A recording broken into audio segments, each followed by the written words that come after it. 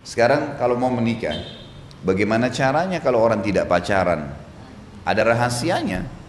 Ada 3 poin besar di dalam hukum fikih kita. Tanpa pacaran bisa nikah, bisa tahu siapa dia. Nggak perlu saya buka jilbabnya lihat rambutnya. Nggak perlu harus tes dulu, cek dulu, pacaran setahun nggak perlu. Gimana caranya? Itu sudah hukum syar'i. Allah turunkan dari langit. Ada 3 hal yang mendasar, ibu-ibu boleh lakukan, bapak-bapak boleh lakukan. Yang pertama, melihat sesuatu yang menarik dari calon pasangan kita. Dan tolok ukurnya wajah dan telapak tangan saja. Itu hukum syar'i begitu. Wanita kalau dinazar, dilihat wajah dan telapak tangan. Itu tolok ukur. Kata ulama fikih, ini ilmu fikihnya ya, bukan dari saya. Hukum agama menjelaskan, wajah itu memberikan simbol dari kepala sampai ke perutnya, dan telapak tangan memberikan simbol dari kemaluan sampai ke kakinya. Itu sudah rahasia umum di kalangan para ulama. Artinya hukum bukan rahasia lagi ya, hukum agama begitu. Kata Nabi SAW, lihatlah sesuatu yang menarik dari calon pasanganmu. Dan Nabi SAW menyuruh boleh melihat wajah dan telapak tangan. Itu tolok ukurnya saja. Artinya itulah yang akan sering kelihatan. Telapak tangan itu punggung ya, punggung telapak tangan ya maksudnya. Bukan bagian dalam tapi punggungnya. Umumnya seperti itu. Maka yang dilihat 2 hal ini. Tentu ini relatif. Jadi ibu boleh melihat bagian wajah si laki-laki tadi. Oh, saya suka melihat alisnya, matanya, hidungnya. Itu bebas dalam hukum syar'i. Tapi sebatas wajah. Telapak tangan, oh iya sudah selesai. Seperti itu tolok ukurnya. Artinya sebagai simbolik badan ya. Yang kedua, mengenali keluarganya. Mengenali keluarga ini caranya adalah keluarga ayah dia itu akan mewariskan fisik. Akan mewariskan fisik kepada anak keturunan kita nanti. Keluarga ayah ya. Jadi kalau keluarga ayah itu tinggi besar badannya, keluarga ayah dia akan begitu keturunan kita. Enggak, ini secara global bu.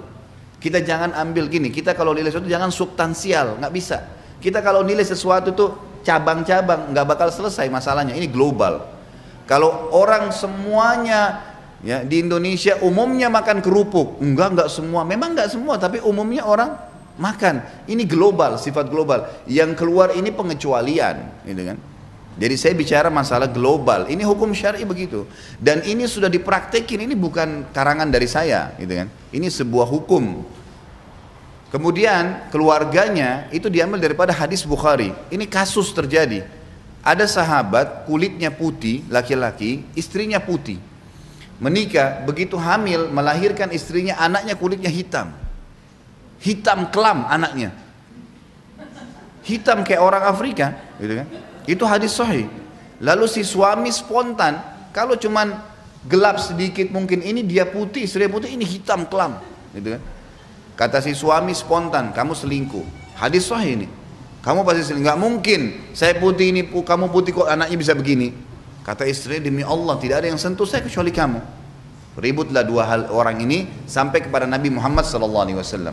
Tolong jangan dipotong dulu ya, saya biar cerita dulu. Nanti terakhir pertanyaan, jadi tangkap dulu semua. Jadi akhirnya sampailah berita ini kepada Nabi SAW. Waktu Nabi SAW sampai berita ini, beliau dapat wahyu. Beliau tanya si laki-laki, kamu punya kakek hitam seperti ini nggak?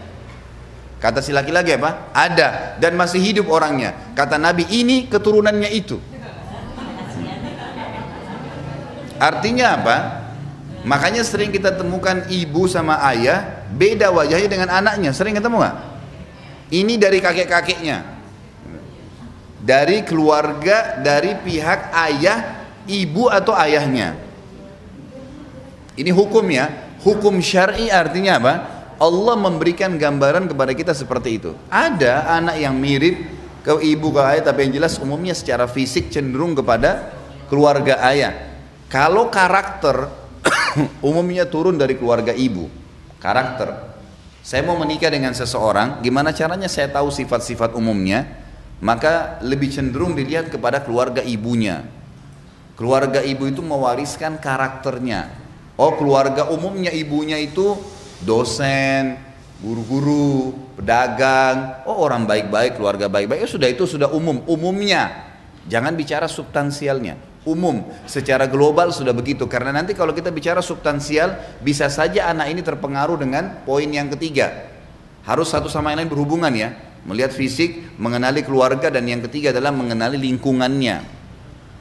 Lingkungan, dia kuliah di mana, dia kerja di mana. Biasanya kalau bahasa, bolehkah bertanya? Boleh. Hobi kamu apa? Kalau weekend kamu kemana? Oh, saya biasanya ke karaoke, saya biasa ke bar, saya biasa kumpul sama teman saya ke pantai, saya hobi naik gunung, saya ini. Dari situ sudah bisa ditangkap. Oh iya, lingkungannya. Oh, saya kalau weekend saya taklim, pengajian di sana. Kalau azan saya sholat di sini, kan gitu. Lingkungan membentuk. Siapa yang mengatakan? Nabi Muhammad SAW.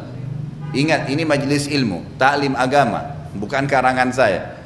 Kata Nabi SAW, al-mar'u ala dini khalili. Seseorang sesuai dengan agama temannya. Di mana lingkungannya dia. Boleh sebelum menikah kita tanya, kamu bekerjanya di mana? Kamu di bidang apa? Oh, saya biasa, saya kerja rentenir. Misal, siapa kamu kerjanya apa? Oh, saya pemilik hotel. Hotelnya di sana terkenal, tempat itu suka banyak perzinahan. Udah bisa jadi tolok ukur. Ini sebuah hal yang mesti difahamin ya.